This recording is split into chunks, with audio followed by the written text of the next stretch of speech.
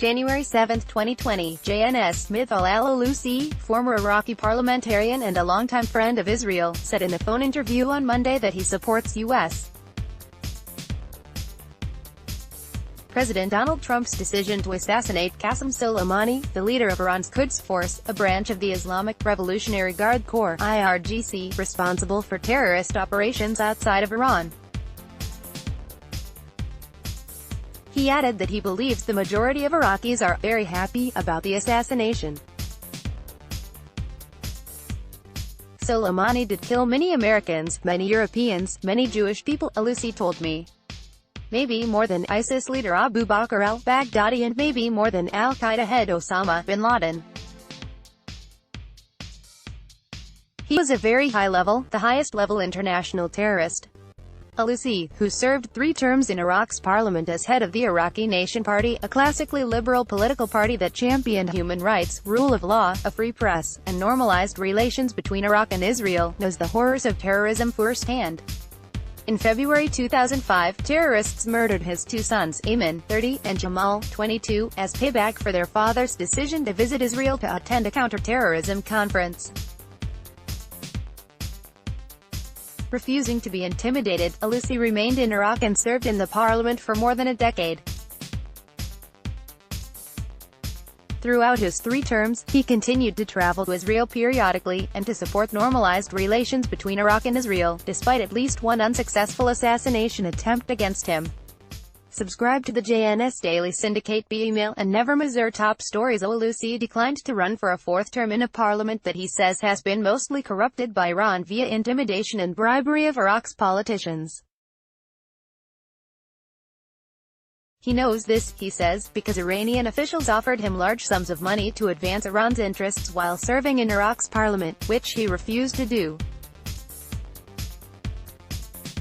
Despite the outwardly show of opposition to the strike against Soleimani during the past 2 days, including Iraqi Prime Minister Adel Abdul Mahdi's recommendation to Iraq's parliament that U.S.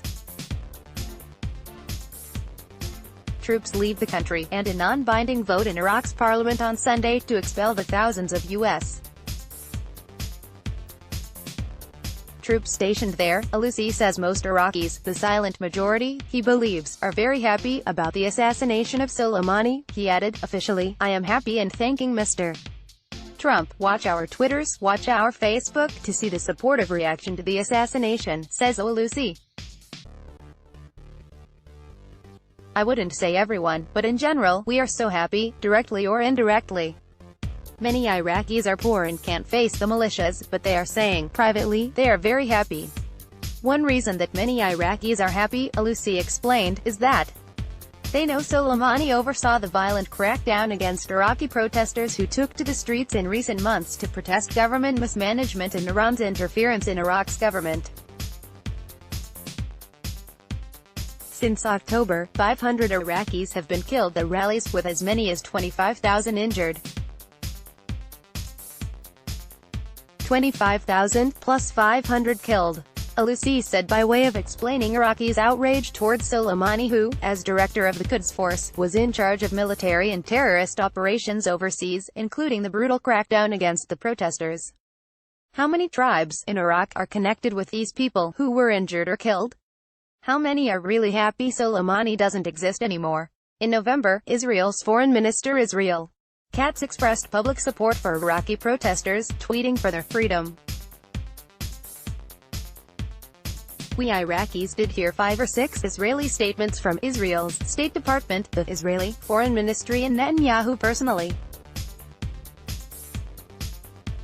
They said, we are with you free Iraqis, and we want Iraq to be free of Iranian terrorists and militias, reported Al-Alusi.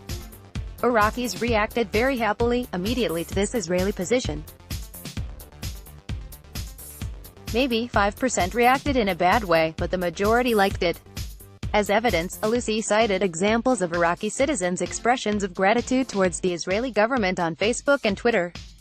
Asked what most Iraqis think of Israel, Alusi said, reality is, Iraqis understand, the enemy of my enemy is my friend, Iran is the enemy of Israel, so for many Iraqis, Israel is our friend. They're facing the same danger, he said. Asked if he believes that the assassination of Soleimani will prompt terroristic reprisals from Iran, al-Alusi said it very well might. But he added that Iran's proxies are already engaged in attacks against innocent civilians in many places and have been for many years. It's an old story, he said. Hezbollah attacking Israelis or Iranian-backed militias killing Iraqis, they can make chaos. He thinks it's unlikely that Iran's proxies would target citizens in the United States because they know they can't win a war against America. He also said he was in possession of intelligence that Iran planned a large-scale strike against U.S. forces in Iraq in the near term, intended as a distraction, to create chaos in the Mideast, make Americans busy, and to win time to produce an Iranian nuclear bomb. For that reason and others, al-Alusi says, he has been in favor of a strike against Soleimani for a long time. And he believes that it's the right time to promote Iraqi and Israeli contact and cooperation. al-Alusi has been at the forefront of such bridge building, receiving the American Jewish Committee's Moral Courage Award in 2005, and last year, the AJC's Jan Karski Award, named for the renowned Polish diplomat who sought to focus world attention on the Nazis' abuse of Jews during the Holocaust.